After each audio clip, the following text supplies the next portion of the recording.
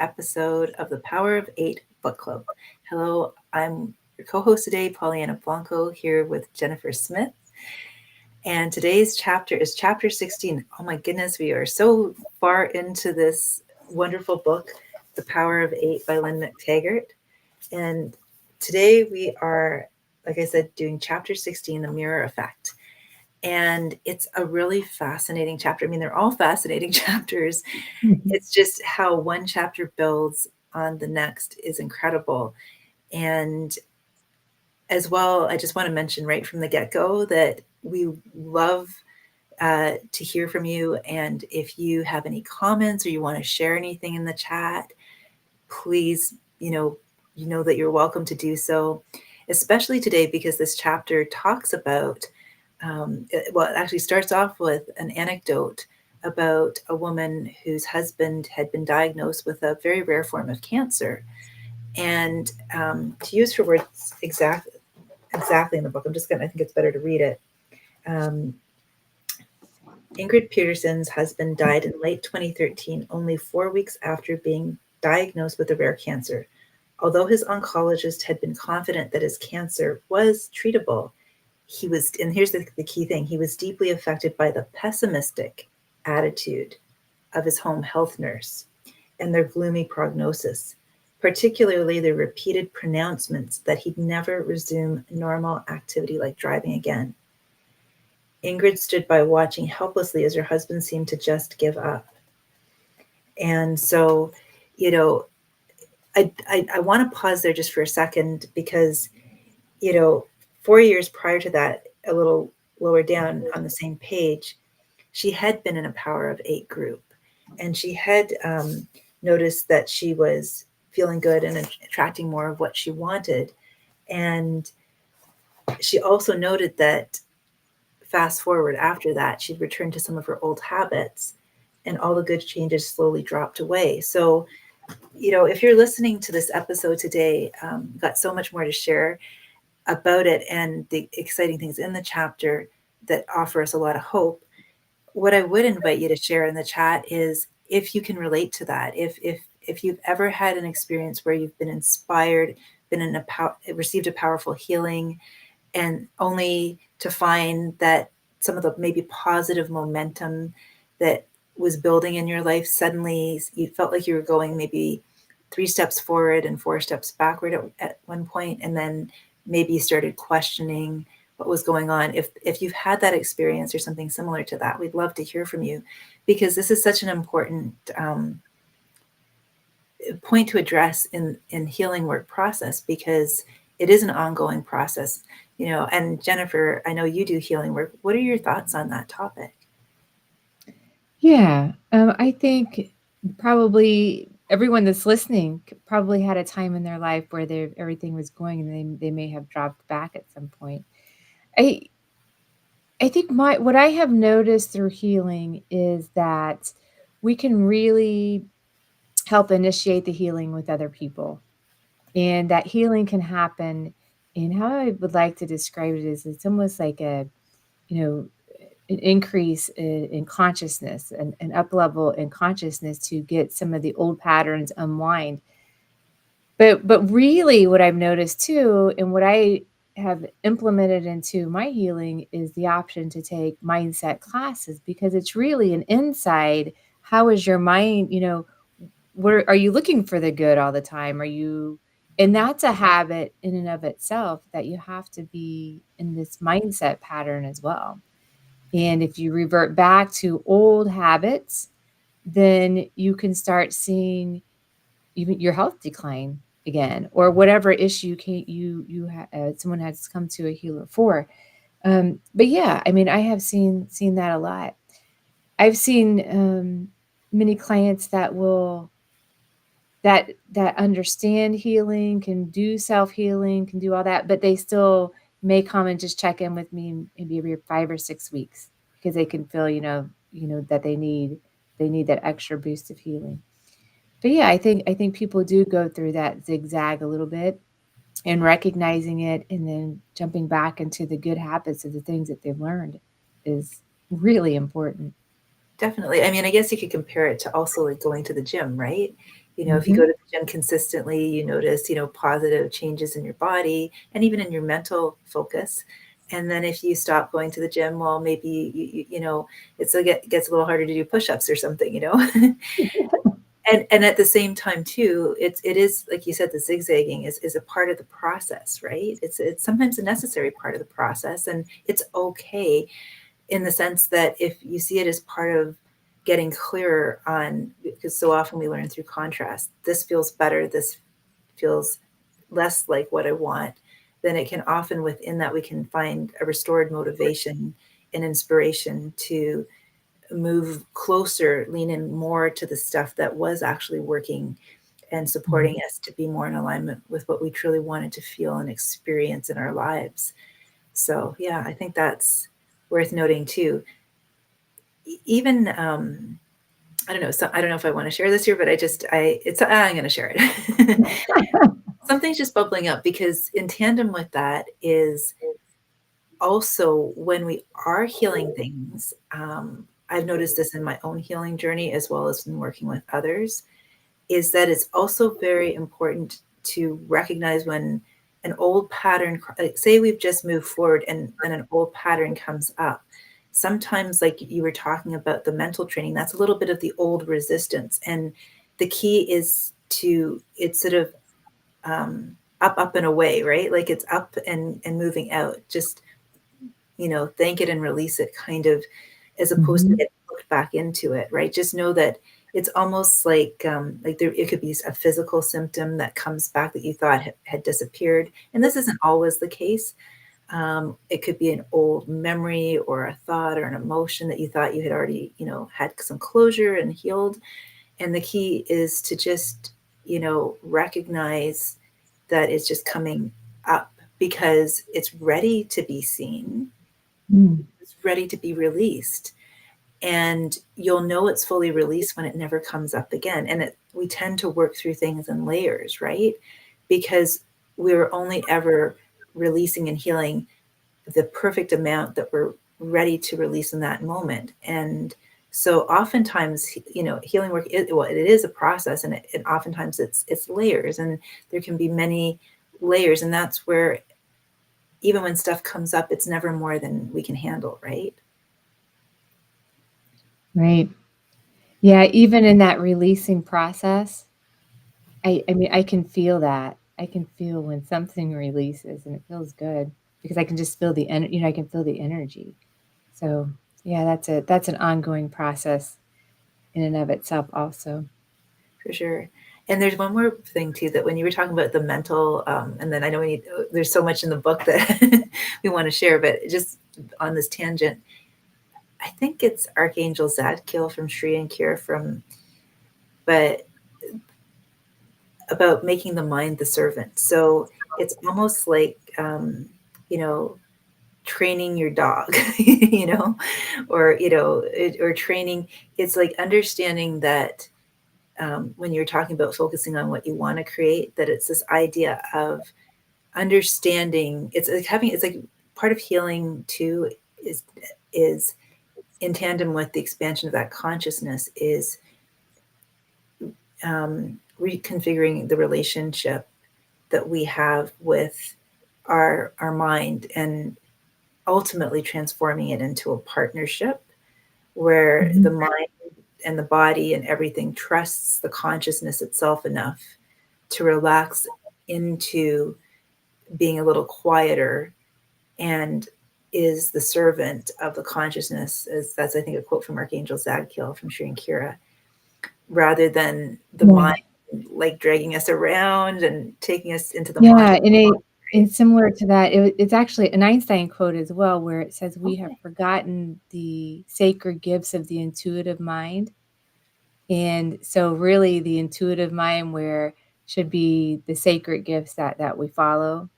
And instead we have given more with our education and things like that and how the world's going. We're giving more to the servant, and our intuitive mind should be the sacred gift that we should keep it always at the top of our mind. So when I say training the mind, that's kind of what I'm talking about. Exactly what you said is working in tandem and making sure that the intuitive mind is leading, or I've heard the divine mind. I've heard people call it the wise mind.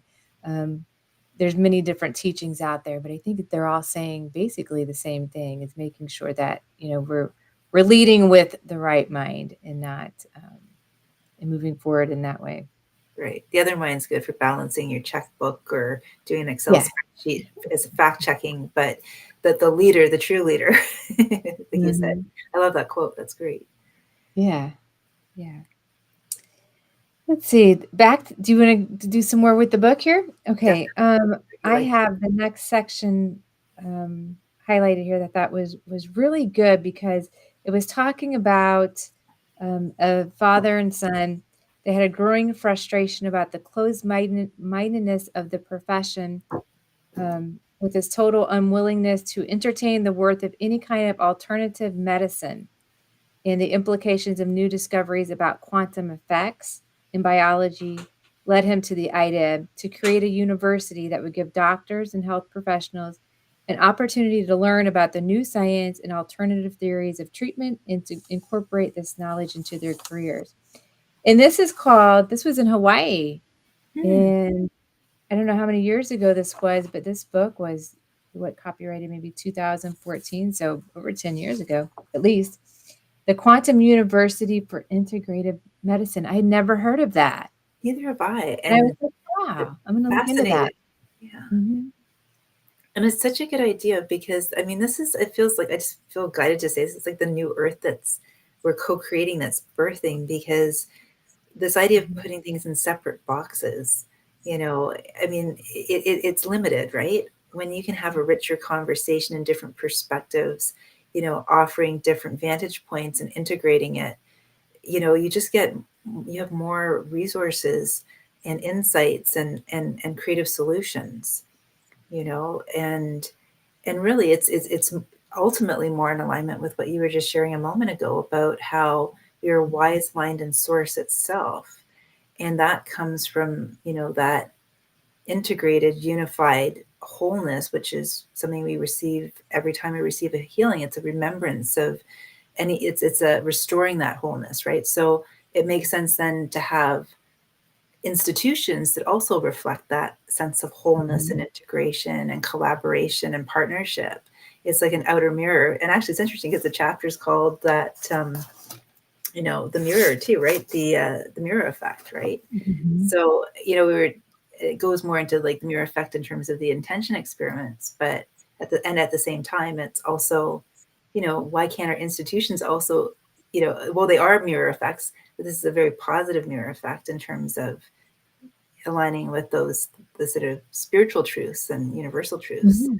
Yeah. Are you seeing more of that in today's world with the doctors and working with alternative methods? I mean, because I'm looking for it, probably I am seeing it, right? Mhm. Because as I shared with you earlier today, I did have a conversation with a colleague on my lunch hour, and it was interesting because I noticed, it's what you're looking for, right? If you're looking for, you know, the sort of innovations and the positive growth, you'll find it. You may, and sometimes Mhm. it'll find you too, right? It'll kind Yes. of like all of a sudden appear in your news feed, surprisingly, or like when you're googling something.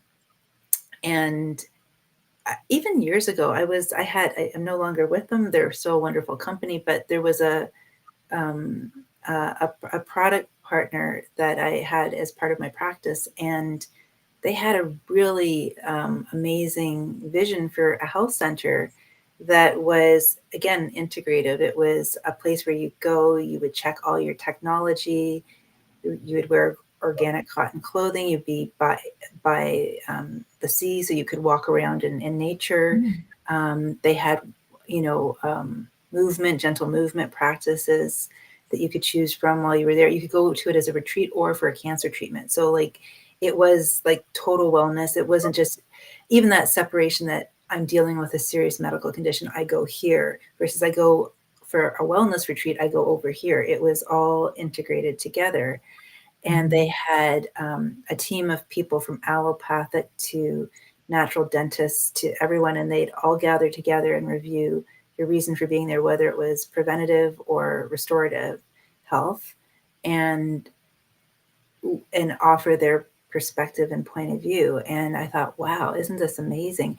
And it was interesting because in the country that they tried to establish it in, there were so much bureaucratic red tape and limitations that they ended up going to another country that was more open-minded with integrative medicine. And it was the first time, actually, and this was going back, oh gosh, like probably, now that I think about it, almost 10 years ago, right? And that really caught my attention at the time. And ever since I had heard about that place, I got curious. I'm like, I wonder if there's more places like this. So Yeah. how So about you? is that how you're in Canada? Is that how Canada is overall, or maybe just in certain parts? In certain parts, I wouldn't say overall at all. I mean, Mm.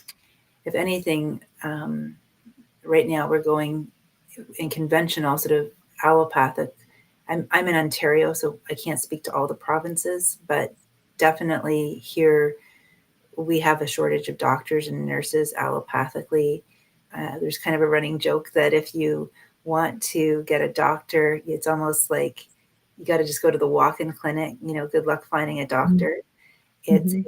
There was even a funny sketch on a comedy show about, it was almost done like a dating thing, where it's like you walk into the walk-in clinic and you say, will you be my doctor? I'm sorry, this is only a one-time visit, kind of thing. Yeah. It was like humorous. And of course, there's alternative medicine here too. And there is integrative, and there is even functional medicine, and there's osteopathy. There's a little bit of everything. Mhm. It's just, I guess, here in Canada, the way our tax structure and system set up, we have something called OHIP, which is our tax dollars go towards universal health care. So Mhm. basically, the sort of conventional allopathic healthcare, most of it, not all of it, but most of it is covered by that. So you go to a walk-in clinic, you don't Yeah. pay. So one of the things here is that people are used to that. So going to alternative forms of medicine, you have to pay out of pocket, which is, we're not as used to that as I think you are in the US, right? Well, no, I mean, that's still a big Yeah. stumbling block for people is the insurance. I mean, they don't, if they have to pay out of pocket, they'd rather go to more of a more conventional doctor. But I would say in the US, what I'm seeing, what I witness is that more of the West Coast has been very much into alternative healing for quite some time. Mhm. And I feel like the Midwest is a little bit behind in that where I am. And so it was last week, there was the Midwest Holistic Fair Oh, that I participated in. There were 40, I think 43 alternative, natural alternatives for people's health, 43 different booths set up. So that was a really fun and interesting weekend because so many people coming through. Because we practitioners actually each paid our portion to be there, and then it was open free to the public. So it was really nice.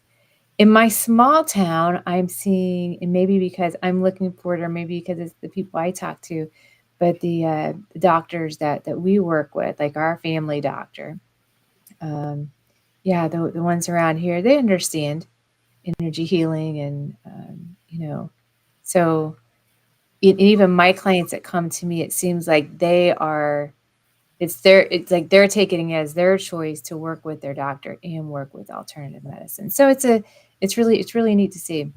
yeah, that's wonderful. I mean, I know now, like things like, for example, osteopathy or acupuncture, or definitely massage, of course, even craniosacral, you see them more often, like those kinds of modalities. And there's Reiki too, Mhm. and other forms of healing.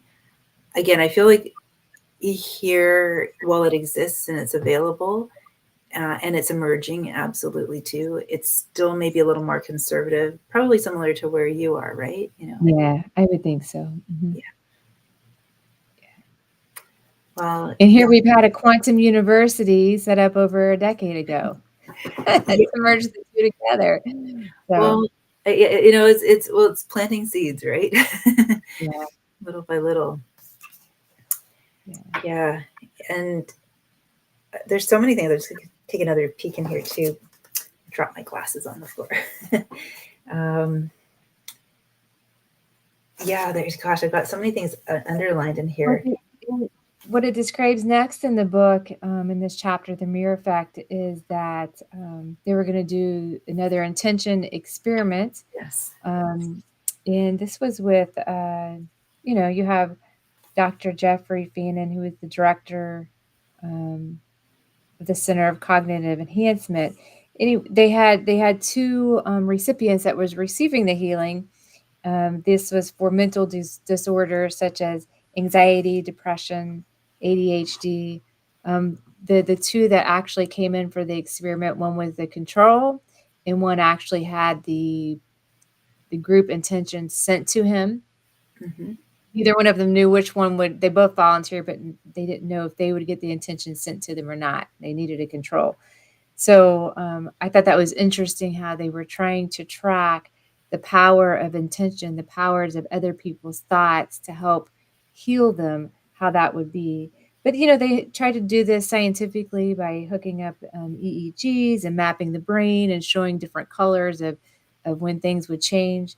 And it even goes into here on page 167, which I think a lot of people talk about, is the different brainwave states. So 5 to 8 hertz is delta and theta, which is associated with the deep meditation and sleep. The alpha brainwaves are from 8 to 13 hertz.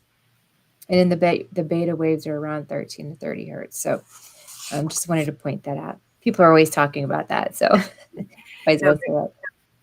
But I thought it was interesting, the results of the test. Yes, because the person that ended up being the target was a veteran. Do you mind if I just do the setup a little bit? Because I think it makes the results even more powerful for people to understand. This wasn't just someone who was experiencing mild anxiety. This was someone who was a veteran of 2 wars, the Persian Gulf War and the Iraqi War, who'd been diagnosed with PTSD, professionally after coming home. He suffered a deep depression and was hypervigilant. Whenever he went into a room, he found it necessary to sit with his back to the wall, which is very common with people with PTSD, severe PTSD, and always scanning and looking for threats. He also had trouble sleeping. And the Veteran Association's response to his condition was to prescribe a load of medications, but he knew the drugs would just put a Band-Aid on his experience. And he was eager for any non-drug solution to the problem. And so the intention was an attempt to calm down Todd by at least 25% and focus on increasing the alpha waves of his brain. And so that was the sort of the setup for these were his issues and concerns, and then this was what they were going to use as a sort of the criteria to measure the results. Do you want to share the results, Jennifer? Because they're absolutely. Yeah, I found it interesting in this, like how specific they were on their intentions. Like, the coordinator of the intention experiment had asked the audience, the group participants, to concentrate on increasing the number of Todd's alpha waves, which were, to increase the number of Todd's alpha waves. So they get very, very specific, and instead of so general, on what exactly they're trying to do here. So, I mean, afterwards, the result was very successful. They mentioned here that the brain area, which was that most representative of PTSD, was almost completely normal during the experiment. During the experiment of people sending these positive healing intentions. And also, Todd's alpha waves had increased to 3 standard deviations above normal after our intention. So, it was the power of that, intention to really shift things. on a measurable, and I think this intention experiment, the way they set it up was so measurable. So to anyone out there who's like, well, I'm still not sure if this really works, it's like there was an EEG hooked Well, up to both you say that because I was the intenders. giving a presentation yesterday, and one of the people told me afterwards, just to me, not in front of everyone, he's like, I just don't believe what you're saying. And I'm like, well, I mean, you don't have to believe anything I'm saying, but there's tons of data on it too. And you just got to research and educate yourself, right? But back to what you were saying, it said, yeah, even with the scientific community, they discovered less than a 1% probability that these results occurred through chance. So they really went all out in this book to, have the scientific community involved and to measure things and to really make this a statistical, evidential study. So I think it's great.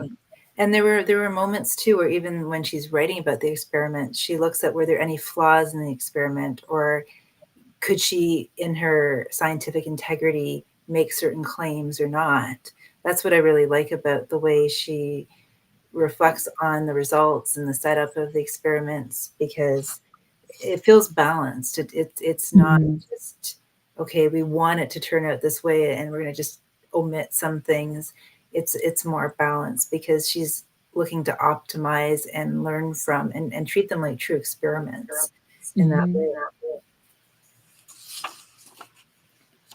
Yeah, so they went on to say that after this experiment, that Todd Voss was his name, that he went on to have a happy life. Yeah. He planned some extensive travel afterwards. He got married, had children. So now she did also mention that he had a little bit of work, had been trained a little bit on how to keep this state, right? So, and I think that's necessary for people too. How do you keep that calmness of the mind, right? And again, that speaks to her integrity as well too, with what I was just sharing about how she approaches everything. Yeah.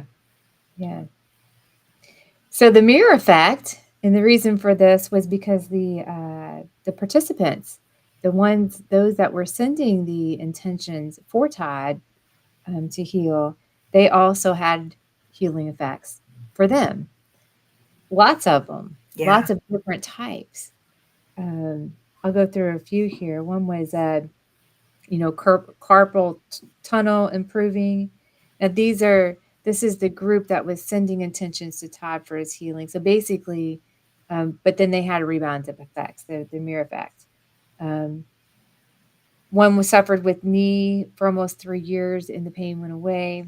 There's a few with back and knees, chronic condition in my back and knees. That was feeling better in one participant. And the one talked about having regular digestion again, some relief in a hip for another, yet another, seems like a lot of hip pain. Here's another one, an improvement in skin condition. And another participant said no longer experience sciatic pain. And the last one here, better sleeping better, and their anxiety and panic attacks had disappeared. So the mirror effects can help people in multiple ways, whatever they may be experiencing in their life. And those were just several examples there. Yeah. And then it even went on, the results were even more amazing in the weeks that followed. Those were already amazing results that you just shared. And so it's almost, it's the mirror effect compounded, right? Because people were feeling better. They were feeling hopeful. They were feeling, fulfilled from having served someone else so well. Then they were feeling, positive improvements in their own life. And then that affected the quality of their relationships with other people. One woman in particular said there was more peace made in relationships and healing old wounds. And a woman named Sandra connected with her mother, whom she ordinarily only spoke to by phone a handful of times a year. And we had a conversation as we had never had in my life.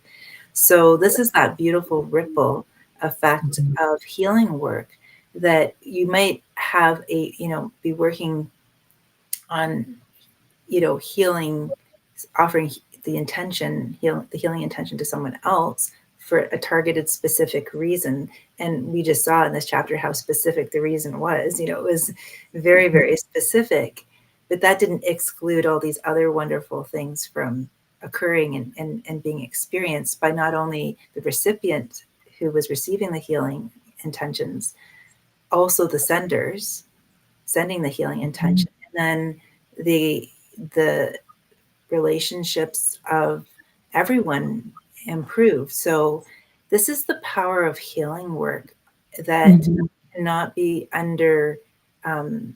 estimated or overlooked, because the value of healing work is exponential and will delight and surprise us in ways that the mind can't even imagine. So when we're looking for that something even better than what appears to be in front of us right now, even starting with the smallest thing and being open to healing work, that can be like the gateway, the entry into so much reshuffling and recalibrating in our lives that just, blows the mind of form, Yeah. I would say Reiki was my in way to things, just self Reiki, learning it, applying it in my life. Yeah, it's phenomenal. And I also think about everything we learn about energy through like coaching or mindset work is the energy you send off is the energy you get back. And that's kind of what I'm looking at here with the mirror effect. You're sending out good energies, good things are coming back to the recipients as well. Yes. So I love that. It's so true. Like, I think she even ends on that, at the bottom of page 171. Yeah, she talks about that. You know, if they prayed for peace, their lives became more peaceful. If they tried to heal someone else, they experienced a healing. They experienced a healing in their own lives. Focusing on healing someone else brings on a mirrored healing. So it goes back to, I think we talked about it last week, right? The golden rule: do unto others as you would have them do unto you. Right. Right. So did you have any plus more to talk about and more? Oh, right. And I was just thinking, because when you're talking about the Reiki too, I was smiling and I was wondering, because it's like dipping back into, past experiences, recent past experiences. I think I was sharing this with you before the call, that I was playing with a new healing modality, being the recipient of it. And recently I had my hot flashes come back because I'm menopausal. And, they kind of came back mid-August in a surprising way. And I thought it was just because I was in a really hot climate. And so I was doing targeted healing on my HPA axis, the hypothalamus pituitary adrenal axis. And it was very interesting because I felt a palpable shift. And then I noticed afterwards that I was not like, there was maybe a little smidgen of going into a trigger, but then it didn't go into a hot flash. So I noticed some degree of reduction in the flashes, and it's continued. I did a little more work. That was on Monday. I did a little bit more work Tuesday night on it, and I'm going to keep doing work on it because this is giving me a lot of hope, right? But even prior to that, I think I shared with you before the call that I had this aha moment through everything we've been sharing and talking about and focusing on too, that I would experiment with myself before I even knew that was going to be the effect of that healing recently.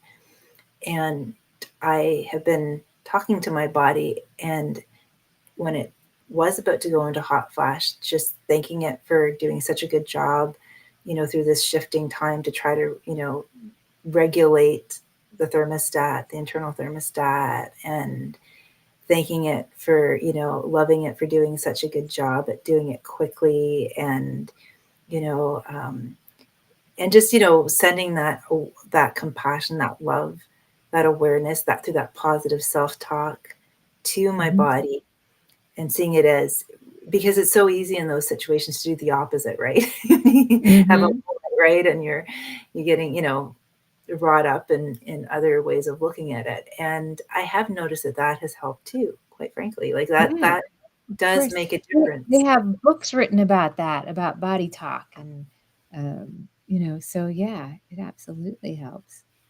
I have a question for you. You're going into looking at a new modality. Have you ever tried to take what you have now with the Avesa, the quantum Avesa healing? And you know how we can send distant healing to people and it's very effective? You can send a distant healing to yourself, scheduling it for nighttime. Have you tried that yet? Yes, I have. Yes, I have. Okay. I really like that. You know what it is? I'm just a naturally curious person. So I'm always like open to different approaches, and I combine things too. Like even when I do Reiki now, I mean, the first time I studied Reiki was the like traditional Usui Reiki. And then the second time around, I didn't plan to study it a second time around. I just happened to be receiving sessions from a woman who ended up becoming my second teacher for Reiki, who incorporated sound healing instruments and transmissions, it was really helping me at that moment in time. It's just the medicine that I needed, and learned ceremony work too, and started doing group healings and stuff like that, and having experiences. I think I shared this in an earlier call where I placed my hands on someone's body and then be called to the next person to work on, and they thought I was on the other side of the room, and they thought I was still working on them. So that's when I started getting really, curious. And I'd had that even with a single person on a table. So yeah, it's like, and then just mixing and blending different, because with that particular teacher, she said, these are all the different, placements. Most importantly, follow your intuition, listen to your intuition. Don't get so wrought up in the technique, honor the technique, and at the same time, trust your guidance. And that was probably the next initiation in my healing journey beyond what the way I was first originally taught. So Yeah, definitely trust the intuition. I guess I was really interested on sometimes we have all these healing modalities, and my friends too, other friends that are healers as well, and sometimes we forget to use them for ourselves. Even the distant healing, I think, is fantastic because we can send that to ourselves at a certain time. So it's true, and I'm appreciative of the reminder too, because I know the way you're talking. Like in terms of sending it to myself while I sleep, I haven't done that in a while, so I appreciate the reminder about that. The way I do send it to myself is in my morning practice. I'm also a magnified healing teacher, and so I do send magnified healing to different aspects of self that I feel guided to in the morning as part of like activating the light body. And so thank you for the reminder about doing it overnight while I sleep. Like I've done it yeah, before. I'm going to try that again. I'm Yeah, going to see. we should report back on it next week. What We do you should. think? Let's do that. Let's send ourselves a distant healing for the night and report back on it next week. That sounds good. Yeah, mine's going to be for the hot flashes, because I have this felt sense that I can, be a channel to help the body to restore equilibrium, right? To support it, to integrate the shifts and changes it's going through, right? So it'll be interesting to see if what shifts, by next week, Yeah. Any other major reportings this week? Just those are the biggest ones. How about yourself? Like what have you been noticing? I've been reading this one book that gives me like energy transmissions. So I finished that up this week, and that was a wonderful book to read. And it just feels, I mean, you can just feel the energy coming in once you get done reading it. So that was good this week. And then other things I've just been doing in the community is yeah, we had that holistic fair, and then I had I talked at a high school about mindset work, and not so much about Reiki, but then questions about it came up about energy healing. So the Neat. students had a lot of interesting questions that they were asking. So that was fun to be involved with. I'm just curious, do you mind me asking what were their questions? Because I teach high school, and I know years ago I did a energy circle with students where we were sending energy just in the circle. And I just did a 15-minute demo with them, and they didn't want it to end. They wanted to keep going. So, again, it's Well, I all the really focused on mindset because that will help everyone no matter what they want to do, whatever goal they want to bring in. You can use that for anything. But then they were asking, one question was, "What is Reiki? Can you explain it to us?" And then it was asking, they asked a lot of questions about the aura. I don't think they understand. High school kids are saying, do do I have aura? Do you have aura? I don't know what they mean by that. So I just explained what the aura was in the biofield, but they're having these conversations amongst themselves. I don't know. I don't know. So I answered questions about that. There were questions about astral projection and if that was real. Um, there was, because a couple of them must have really been studying this. So they had some pretty in-depth questions about different spiritual techniques that they've heard about. And then some of the kids, yeah, didn't believe any of it. So a healthy conversation then, right? Different perspectives. I think it's great that they were asking though,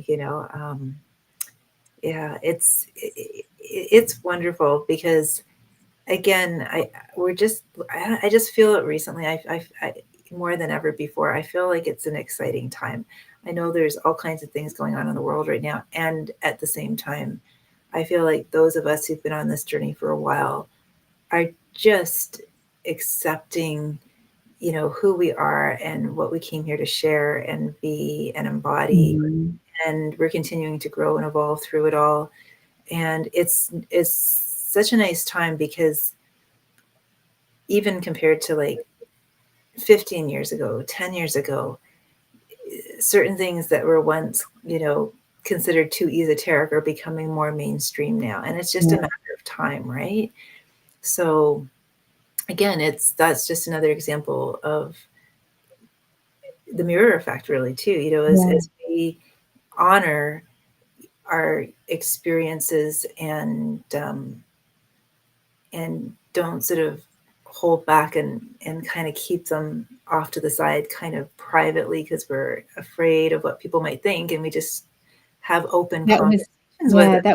that was a few other things that the kids said. Well, one of the students came up to me afterwards and said, you know, he was the last one to hang around, and he said, "I know what you're saying is true, especially about the mindset set work and how you can, really visualize who you want to become, what you want to have, be or do, and make that come into fruition into the physical plane."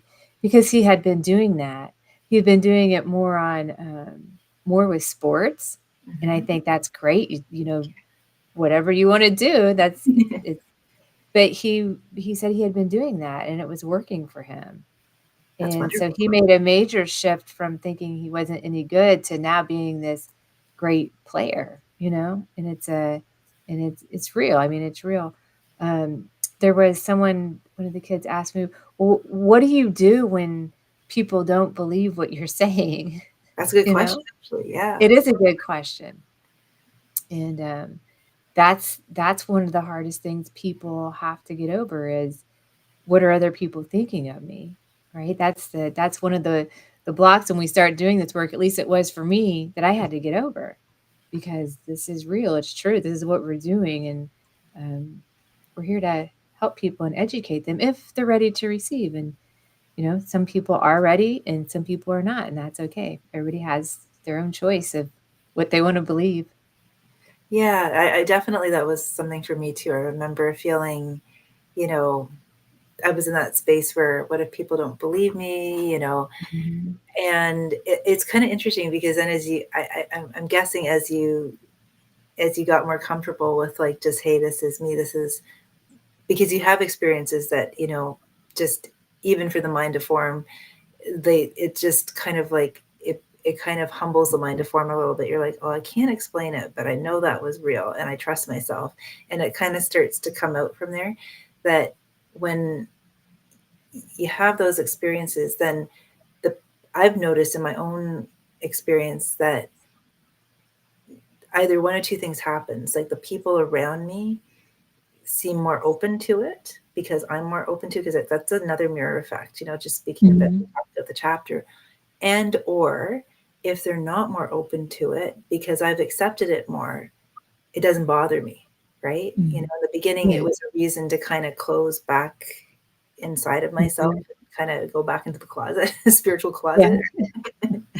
And now it's sort of like, oh, and even beyond that, like there was a phase I went through too in my awakening journey where I was like, no, I'm going to convince you. I'm going to convince you. This is a challenge. I'm going to convince you. And now I'm like, okay, it's just like what you said, I respect that you see things differently. And, and I also respect myself for seeing things differently. And it's okay, that we have two different ways of looking at things. And I'm going to continue being me. And I honor you for being you. And, it's all good. Yeah. All right. Well, do we want to wrap it up for today? I guess. Oh my goodness, the time flies by when we're chatting. It's already been an hour. My goodness. Yes, I guess we should. Before we go, Jennifer, do you want to just share a little bit about the landing page, just to remind people about the Power of 8 group that we're putting out for everyone to know about? Yeah, sure. So Pollyanna and I are coordinating a Power of 8 group, and you can go to our website page at www.meetthelight.com/the Power of 8. So that has information there. You can just fill in that form if you'd like to be a part of the group that's sending intentions, or if you would like to be a recipient for, if you're in need of healing and you want to be the recipient of the positive healing intentions. We'll also put this on our channels too. We're right now we're live at Pollyanna's channel, Multidimensional Muse, My Natural Energy Healing, and Meet the Light. We'll put the link under each of those as well, so you can easily get to that landing page. Wonderful, Jennifer. Thank you so much. And we really encourage you to check it out and see if it resonates with you. And we'd love to have you join us, because again, this is all about, co-creating this new earth experience together. And we're here to support each other, lift each other up, and help each other shine through these shifting times, right? Yeah, absolutely. And if you have any questions, you can still comment on any of our channels, and we will answer those. And we will see you next week. Let's see, what's next week's chapter. It is Going in Circles. Chapter 17, Going in Circles. So we will be back here next Wednesday at 4 p.m. Central, 5 p.m. Eastern, and we will chat then. Thank you so much, Pollyanna. Thank you for everyone for joining us. We'll see you next week. Thanks.